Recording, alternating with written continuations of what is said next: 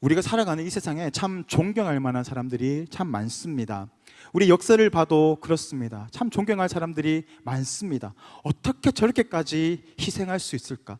저렇게까지 헌신할 수 있을까라는 분들이 참 많습니다. 특별히 일제시대에 독립운동가들의 모습을 바라보게 되면 그들의 생명과 모든 것을 다 내려놓는 그런 철저한 그런 나라에 대한 헌신과 또 그런 삶의 모습들을 우리가 바라보게 됩니다.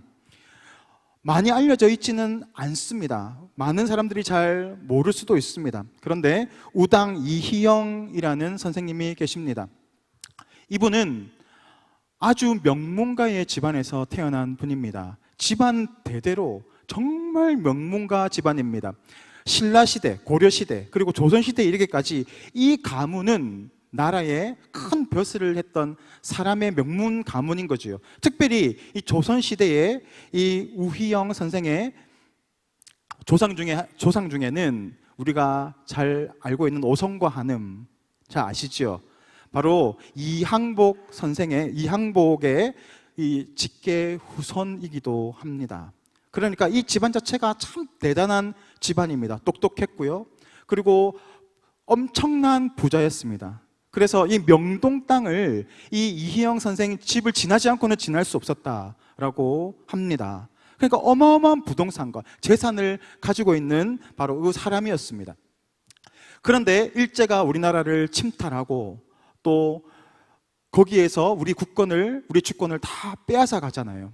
그때 이 일제가 했던 것들이 이 기득권 세력들 가운데 많은 재물과 자규를 줘서 일제의 편에 속하도록 하는 정책을 폈습니다. 그러니까 이미 많이 가지고 있었는데 거기다가 더 많은 것을 퍼줘서 자신의 편으로 이끌어가는 정책을 했습니다. 그때 이 이희영 선생의 집에도 찾아와서 자기를 주겠다, 그리고 더 많은 재산과 토지를 주겠다라고 그를 회유했지만 이 이희영 선생은 끝까지 거기에 굴하지 않고 자신의 길을 갔습니다. 그래서 그는 자신이 가지고 있는 모든 재산을 다 팔았습니다. 근데 재산 자체를 시가로 하면 얼마쯤 될까요? 그 당시 가격으로 보면, 그 당시 가격을 지금의 가치로 보면 2조가 넘는 부동산을 가지고 있었다라는 겁니다. 별로 안 놀라시는군요. 우리랑 너무 현실적이지 않지요? 자, 그런데 지금 독립운동을 해야 되니까 헐값에 팔아서 빨리 자금을 모아야 되니까 헐값에 팔아서 600억의 현금을 마련합니다. 그리고 이 돈을 가지고 만주로 가서 독립운동을 하기 시작합니다. 그의 가족 모두가 다 가서 거기에서 이 나라를 위해서, 이 빼앗긴 나라의 주권을 위해서 독립운동을 벌이는 거죠. 자신의 600억을 가지고 했던 일들이 신흥군사학교, 다 들어보셨습니까? 거기에서 무관들을 이제 배출해내는 겁니다. 10년 동안 자기가 거기에 돈을 대고 또 무관들을 키워내서 3,500명이라고 하는 무관들을 만들어내고, 우리가 잘 아는 봉오동 전투, 청산리 전투 대첩에서 그 키웠던 사람들이 바로 여기 학교 출신이다라는 겁니다. 우리 잘 아는 김자진 장군도 여기 출신이고요. 그렇게 10년 동안 자신의 것들 다 퍼줬더니 어떻게 되었을까요? 돈이 다 떨어져 간 겁니다. 그만큼 자신의 삶을 헌신하고 자신의 모든 것을 다 쏟아 부었던 사람입니다. 그런데 여기서 저는 더 놀라운 게 그 다음입니다. 모든 것을 다 잃어버렸습니다. 다 떨어졌습니다. 이제는 그 기록을 보니까 일주일에 3끼를 먹으면 많이 먹었다. 600억을 가지고 있던 그 자산가가 나라를 위해서 다 쓰고 일주일에 3끼, 하루 3끼 아니고요, 일주일에 3끼 먹으면 잘 먹을 정도였다라고 하는 겁니다. 그리고 심지어 자신의 아들은 독립운동을 하다가 전사했고 자신의 셋째 형은 굶어서 죽기까지 이릅니다. 그리고 가족들은 다 뿔뿔이 흩어졌습니다. 그럼에도 불구하고 그는 끝까지 나라를 위해서 자신의 신념을 버리지 않고 나중에는 결국 일본 순사에게 잡혀서 고문당하다가 죽었습니다. 이 나라, 이 조선 땅을 위해서 자신의 생명과 자신이 가지고 있는 모든 것을 다 바쳐 싸웠던 그 인물, 참 존경스럽지 않습니까? 성경에도 그런 인물들이 있습니다. 그 중에 제가 참 좋아하는 인물, 다윗이 그런 인물입니다. 그는 왕이 되어서 정말 큰 재물과 또 권세와 능력을 가졌던 사람이었습니다. 그런데 그가 의지했던 것은 뭘까요? 그가 바라보았던 것은 어떤 것일까요? 돈이 많고 내가 힘이 많고 땅이 넓고 거기에 자신의 삶을 주목하며 살았던 것이 아니라 그의 고백이 어떻습니까? 내가 주의 성전에 문지기라도 좋다. 그러니까 하나님만을 바라보며 하나님의 나라를 소망하며 살았던 것, 그게 바로 다윗의 삶입니다. 소년 다윗의 모습을 보십시오. 아무것도 없었을 때도 그는 더욱더 하나님을 사랑했습니다. 사무엘이 그의 집을 찾아왔을 때 그는 잊은 바 되었습니다. 다윗이 있는지 없는지도 모르고 그런 애는 사무엘 앞에 나아가 보내지도 않았죠. 그는 어디 있었습니까? 양치는 목장 저기 멀리 떨어져서 소외되어 있는 그런 인생이었습니다. 그런데 그의 삶을 보니까 어떻습니까? 양을 치면서 남들이 알아주지 않고 무시하고 소외된다 할지라도 그는 하나님을 바라봤고 그곳에서 하나님을 찬양하고 그곳에서 하나님을 예배하는 그런 예배자의 삶을 살았던 것, 그것이 바로 다윗의 모습 아닙니까? 오늘 우리가 이 시편은 다윗의 시편입니다. 다윗이 지금 어떤 상황 가운데 있는가? 2절 말씀을 보니까 내가 주의 권능과 영광을 보기 위하여 이와 같이 성소에서 주를 바라보았나이다 라고 말하고 있습니다. 그러니까 지금 성소에서 하나님을 대면하고 있다라고 고백하는 거죠. 그러면 그가 서 있는 이 성소는 어떤 곳일까요? 예루살렘 성전이 떠오르지 않습니까? 그렇지만 그렇지는 않습니다. 왜냐하면 이 예루살렘 성전은 다윗이 죽은 뒤에 지어졌으니까 그렇죠. 그리고 크고 화려한 그런 성전이 아니었습니다. 그렇다면 다윗이 하나님을 만났던 그 성소는 어떤 곳일까요? 성막이 떠오르지 않습니까? 성막에서 하나님은 그곳에 계셨고 이스라엘 백성들을 만나 주셨고 제사를 받으셨습니다. 그곳에서 하나님을 만날 수 있습니다. 특별히 하나님이 계신 곳이 어딜까요? 성막 가운데서도 지성소 아니겠습니까? 그곳에서 하나님이 임재하셨다라고 합니다. 그래서 하나님의 임재의 상징인 아론의 지팡이와 법궤와 또 만나 항아리가 있는 거죠. 하나님이 그곳에 계시다. 그런데 그곳에서 하나님을 만날 수 있는 사람은 모든 사람들이 다 만날 수 있었습니까? 아니죠. 대제사장이 그것도 1년에 한 번만 하나님을 만날 수 있었습니다. 그렇다면 오늘 다윗은 대제사장이 아니기 때문에 이 자리에 있지는 않았을 겁니다. 그렇다면 다윗이 지금 말하고 있는 성소에서 내가 하나님을 만나고 있습니다 라고 하는 이 고백이 어떻게 가능할까요? 그는 어디에서 하나님을 만나고 있을까요? 오늘 시편 63편은 다윗이 가장 힘들고 어둡고 암울했던 시기에 쓰여졌던 시편입니다. 그래서 부제를 보면 이렇게 되어 있습니다. 다윗의 시 유다 광야에 있을 때에 라고 하는 부제가 있습니다. 지금 다윗이 어디에 있습니까? 광야 한복판에 있습니다. 그곳에서 지금 하나님을 만나고 있다라고 하는 겁니다. 그는 지금 왜 광야에 있습니까? 사울에 의해서 쫓겨가고 있는 상태입니다. 도망자 신세로 살아가고 있다라는 겁니다. 여러분, 도망자의 삶이 어떨까요? 매일 잡히면 어떻게 됩니까? 이제 죽으니까 날마다 두려움 가운데 예민하게 살아갈 수밖에 없습니다. 오늘은 나를 또 잡으러 오는 것이 아닌가 하는 그런 두려움 가운데 살아갈 수밖에 없습니다. 그 가운데 기쁨이 있겠습니까? 그 가운데에는 참으로 절망이 있을 것이고 낙심이 있을 것이고 예민한 그런 마음으로 살아갈 수밖에 없을 것입니다. 여러분, 신창원이라고 다 기억이 나십니까? 아주 오래전 인물이지만 그는 탈옥수였습니다. 그는 이 교도소를 탈옥해서 907일 동안 탈옥했던 사람입니다. 2년 5개월 정도를 탈옥한 사람입니다. 그는 수많은 부산에 갔다가 부산에 있다 소문이 들리면 전라도에 갔다가 전라도에 있다 들리면 강원도로 갔다가 충청도로 갔다가 온 나라를 다 헤집고 다니면서 찾을 수가 없었습니다. 그래서 이 사람이 엄청나게 주목을 받으면서 모든 경찰이 이 신창원을 잡기 위해서 눈을 벌겋게 뜨고 다니고 온 국민들 5천만 정도 됐잖아요.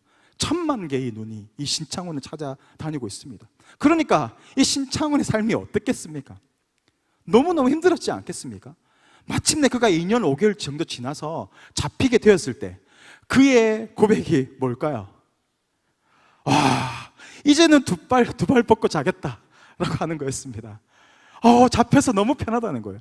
그동안 뭡니까? 잡힐까봐 잠도 제대로 못 자고 쪽잠을 자고 뭔가 부시럭 소리만 나면 깨가지고 도망가야 되고, 실제로 잡으러 왔을 때 얼마나 깨어 있었던지, 이 사람은 깨어 있던 사람이었습니다. 그래서 경찰이 잡으러 왔을 때 먼저 깨어서 도망쳐서 살아났던 사람, 말씀에 깨어 있어야 되는데 이렇게 선잠에 깨어 있었습니다. 그러니까 그가 2년이 넘는 시간 동안 이런 삶을 살아갔을 때 그의 삶이 얼마나 힘들었겠습니까?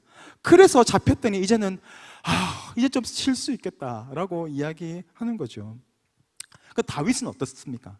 다윗은 잡히면 쉴 수 있는 게 아닙니다. 잡히면 자신의 생명을 잃을 수도 있는 그런 절박한 상황 가운데 있는 겁니다. 그런 상황 속에서 지금 다윗은 하나님을 대면하고 있다라는 겁니다. 그러면 그 성소가 어딘가? 유다 황무지, 10황무지 어디쯤인 것 같은데 정확한 지점을 알 수가 없습니다. 왜 성경에 그것을 드러내지 않을까요?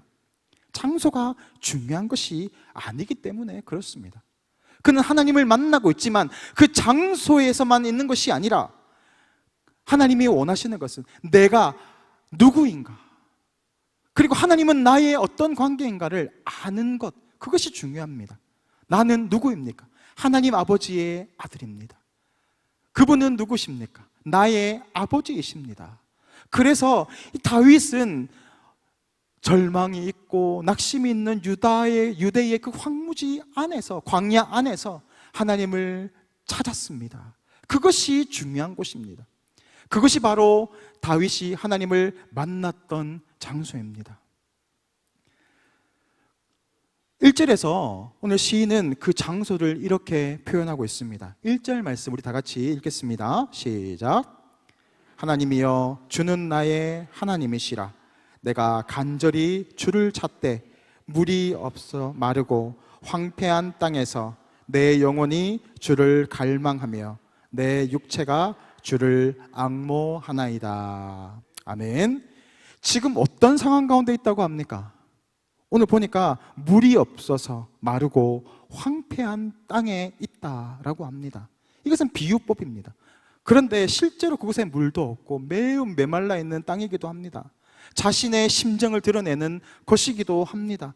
그가 서 있는 그곳이 정말 황무지, 광야 한복판, 소망이 없는 땅이다라는 겁니다.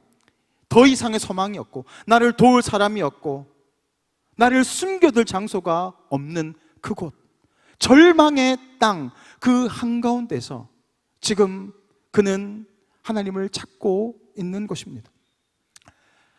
한 사람이 매우 목마른 상황 가운데서 물을 구하고 있습니다. 그러나 아무도 물을 주지 않습니다. 그를 따르던 수많은 사람들에게 버림받았고 심지어 하나님도 그의 간구 가운데 눈을 돌리셨습니다. 그분은 십자가에 달리셔서 매우 목말라 하시면서 내가 목마르다라고 하셨습니다. 그때 군병 하나가 융에다가 쓸개즙을 탄 포도주를 적셔서 예수님의 입에 댔습니다. 그런데 이 막대기의 융이 어떤 것인 줄 아십니까? 기록을 보니까 소변통을 닦는 걸레였습니다. 그 소변통을 닦는 걸레에 쓸개즙을 탄 포도주를 가지고 예수님의 입에다가 갖다 댄 겁니다. 예수님은 아무도 알아주지 않고 그렇고 절망의 상황 가운데에서 그 가운데에서도 누구만을 찾고 있습니까? 하나님의 뜻을 구하며 하나님의 도우심을 구하며 하나님의 뜻을 이루기 위해서 그 자리를 버텨내고 계셨습니다. 그리고 결국 그 자리가 어떤 자리로 변합니까? 하나님께서 그를 살리시고 영광의 주로 그를 부활시키셨지 않습니까? 그와 동시에 구원의 문이 열려서 오늘 저와 여러분이 이 자리에 나와 하나님의 백성으로 예배할 수 있게 되고 구원의 자녀로 살아갈 수 있게 된 것 아니겠습니까? 오늘 이 다윗 역시도 그러했습니다. 소망이 없는 그 땅, 지금 계속해서 쫓겨다니는 그 땅, 언제 잡혀 죽을지 모르는 그 절망의 땅에서 다윗은 하나님을 찾고 하나님을 만나기를 원하고 있습니다. 그리고 하나님께서 그를 만나 주셨던 것입니다. 하나님은 이 절망의 그 상황 가운데에서 다윗을 만나 주셨는데, 바로 이 절망의 상황이, 아무것도 보이지 않는 그 낙심의 그 상황들이 하나님을 만날 수 있는 가장 최적의 장소가 되었다라는 것입니다. 그래서 그는 내가 주의 권능과 영광을 보기 위하여 이와 같이 성소에서 주를 바라보나이다. 이 절망의 자리, 소망이 없는 이 자리에서 하나님을 바라보는 성전에 서 있다라고 이야기하고 있는 겁니다. 그가 하나님을 구했을 때 그는 놀라운 고백을 합니다. 3절 말씀 우리 다 같이 읽을까요? 3절 말씀입니다. 시작. 주의 인자하심이 생명보다 나음으로. 이게 어떤 의미일까요?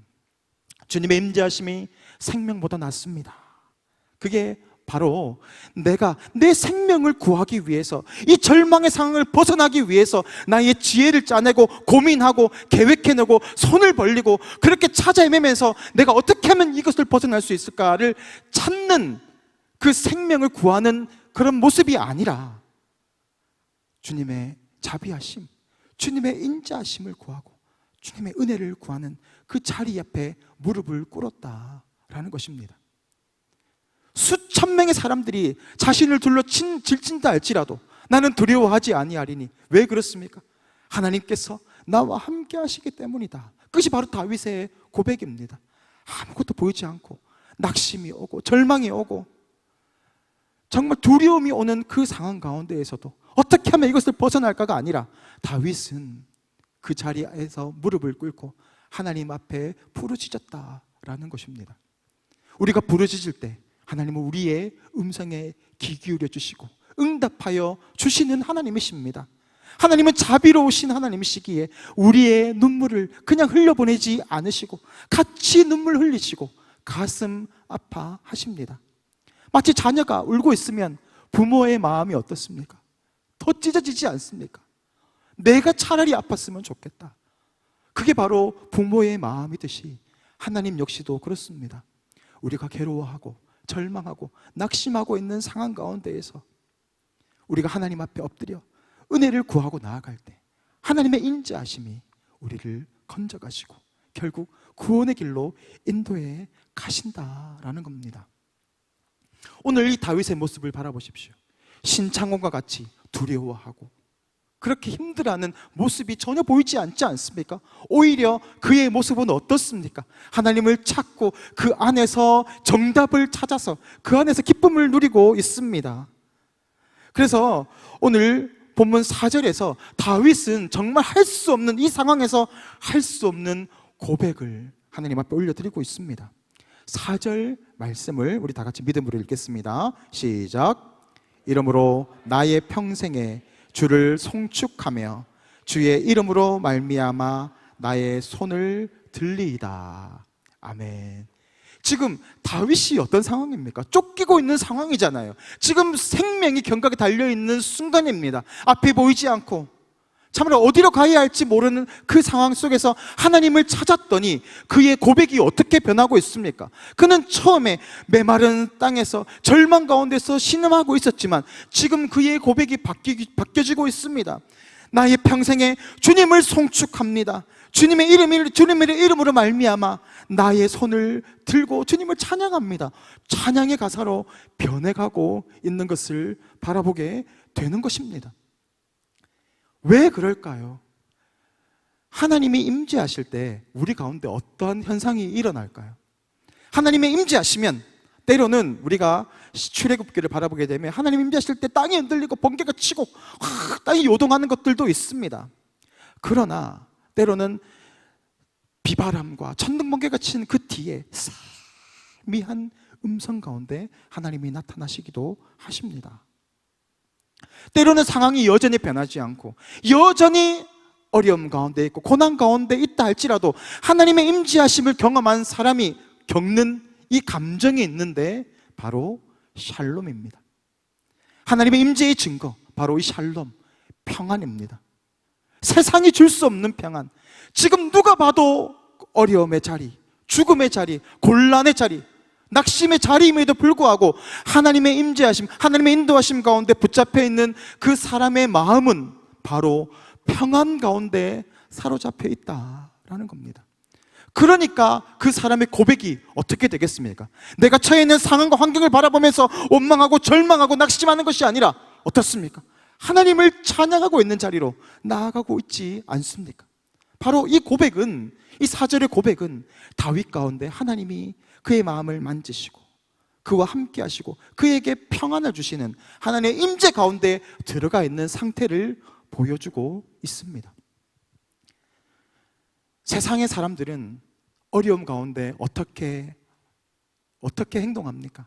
이 어려움을 극복해내기 위해서 돈을 많이 모으려고 하고 많은 인맥을 맺으려고 합니다. 그리고 내가 자꾸 실력을 키워서 내가 감당할 수 있는 사람이 되고자 합니다. 그것도 안 되니까 어떻게 합니까? 의사들이 공부 많이 해서 돈도 많이 벌고 지위를 많이 누리지 않습니까? 그런데 그들이 퇴근하고 나면 술에 쩔어 사는 사람들이 그렇게 많다는 겁니다. 자신이 공고함, 자신이 그 삶이 너무너무 힘드니까 결국 의지하는 게 뭘까요? 술이라는 것을 의지하고 살아간다는 겁니다. 그 쓴 술을 마시면서 어떻게 합니까? 달다. 그 쓴 술이 달다는 겁니다. 그러면서 그런 얘기를 하더라고요. 인생이 얼마나 쓰면 이 쓴 술이 달겠냐. 그렇습니다. 그들의 말도 맞습니다. 살아가는 것이 힘들고 절망이고 낙심이고 그런 것이 인생입니다. 그것을 잊어보려고 수많은 사람들은 돈으로, 사람으로, 관계로, 쾌락으로, 술로 그렇게 자신의 괴로움을 잊어보려고 합니다. 그러나 우리는 하나님의 백성입니다. 하나님께서 우리와 함께 하시고 하나님이 우리의 마음을 붙잡아 가시고 우리의 삶을 주정해 가시면 때로는 어렵고 환난이 오고 공고가 온다 할지라도 하나님께서 우리의 마음을 붙잡아 가시니까 그것이 전혀 장애물로 느껴지지 않습니다. 이 저주의 자리, 이 소망이 없는 그 자리가 하나님을 예배하는 어떤 자리? 성소의 자리, 예배자의 자리로 변하게 된다라는 겁니다. 그것이 바로 저와 여러분이 받은 은혜인 줄 믿습니다. 우리는 더 이상 상황과 환경 앞에 굴복하지 않습니다. 흔들리지 않습니다. 왜 그렇습니까? 모든 것 위에 뛰어나신 하나님께서 우리의 삶을 주장해 가시고 계시기 때문입니다. 지금은 아무것도 보이지 않는다 할지라도 하나님께서 반드시 열어주실 것을 믿음으로 바라보고 오늘도 믿음의 그 자리를 지켜나갈 때 하나님의 때가 되면 더 위대한 방법으로 우리의 삶을 인도해 가시는 그 주님을 우리는 바라보게 되는 것입니다. 제가 참 좋아하는 찬송가가 있습니다. 413장인데요 내 평생 가는 길이라는 찬양입니다. 이 찬양 가사는 평안을 노래합니다. 늘 평안하다는 거죠. 그리고 큰 풍파와 무섭고 어두운 파도가 그의 삶 가운데 있지만 그는 여전히 평안을 노래하고 있습니다. 어떻게 이것이 가능할까요? 우리 찬양을 볼까요? 내 평생에 가는 길 순탄하여 늘 잔잔한 강 같은지 큰 풍파로 무섭고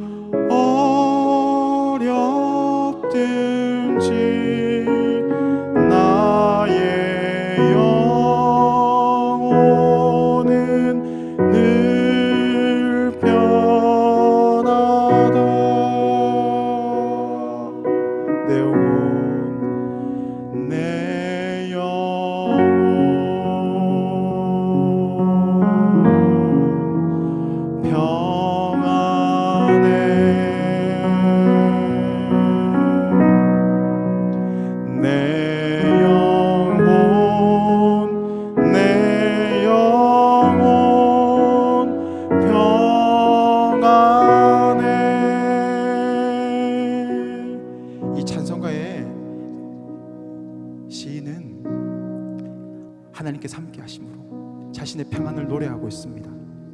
그런데 그의 삶을 바라보게 되면 전혀 평안하지 않았습니다. 그의 아내와 딸이 대서양 한복판에서 침몰한 배에 갇혀서 죽었기 때문에 그렇습니다. 이 찬양의 시인은 자신이 아내와 딸이 죽었던 그 곳을 찾아서 배를 탑니다. 그리고 누군가가 이야기합니다. 선생님, 이곳이 바로 당신의 아내와 그 사랑하는 딸이 죽었던 장소입니다. 그 말을 들었을 때 그는 눈물을 흘리면서 통곡합니다. 그 하나님에 대한 원망의 마음들이 샘솟아 오르기 시작했습니다. 그러나 그는 다시 한번 하나님을 바라보았습니다. 하나님의 그 존전 앞에 나아가 자신의 시각을 맞추었을 때 하나님께서 그에게 놀라운 은혜를 베풀어 주셨는데, 그 마음 가운데 절망과 분노와 낙심이 사라지고 하나님의 평안이 그를 휘감아 오기 시작한 겁니다. 그러면서 그가 이 찬양의 가사를 쓰면서 여전히 큰 풍파가 오고 무섭고 어두운 상황 가운데, 절망의 상황 가운데 있지만 하나님께서 나를 붙잡아 가심으로 나는 더 이상 그 슬픔의 노예가 아니라 이제는 평안의 노예, 하나님의 임재 가운데 하나님의 자녀로 살아가는 그런 은혜 가운데 살아가게 되었음을 노래합니다. 오늘 다윗도 그러했습니다. 자신은 아무 죄가 없지만 사울에 의해서 쫓겨다니면서 생명의 위협을 느낍니다. 그리고 언제 끝날지 모르는 그 험한 시간 가운데에서 낙심한 상황을 바라본 것이 아니라 하나님께 자신의 마음을 토하기 시작했습니다. 그때 하나님께서 그의 마음을 만지셨고 주님을 찬양하는 그런 예배자로 하나님은 그를 이끌어 가셨습니다. 여러분의 삶은 어떻습니까? 감당할 수 없는 어려움 가운데 사로잡혀 있지는 않습니까? 지금은 편안할지 모르지만 또 우리의 삶은 낙심이 오고 절망이 오고 어려움 가운데 붙잡힐 수밖에 없습니다. 그때 우리가 이 말씀을 기억했으면 좋겠습니다. 내가 절망, 땅이 마르고 황폐한 이곳에서 그 땅을 바라보는 것이 아니라 나와 함께 하시는, 나의 소망이 되시는 나의 아버지, 그 하나님만을 바라보겠습니다. 그런 믿음의 고백이 여러분 가운데, 사랑하는 성도님들 가운데 날마다 풍성히 고백되어지기를 주님의 이름으로 축복합니다. 이제 다 같이 기도하겠습니다. 우리의 힘이 되시고 능력이 되시는 하나님 아버지, 주님의 은혜를 감사를 드립니다. 오늘도 주님 우리를 사랑하여 주셔서 구원하여 주시고 하나님의 자녀를 삼아 주셔서 오늘도 세상을 바라보는 것이 아니라 천지를 지으신 하나님이 나의 아버지이심을 바라보며 이 세상을 승리함으로 바라보게 하시니 감사합니다. 날마다 승리의 주인공으로 살아갈 수 있도록 우리 가운데 성령의 능력을 더하여 주시옵소서. 감사드리며 예수 그리스도 이름으로 기도드립니다. 아멘.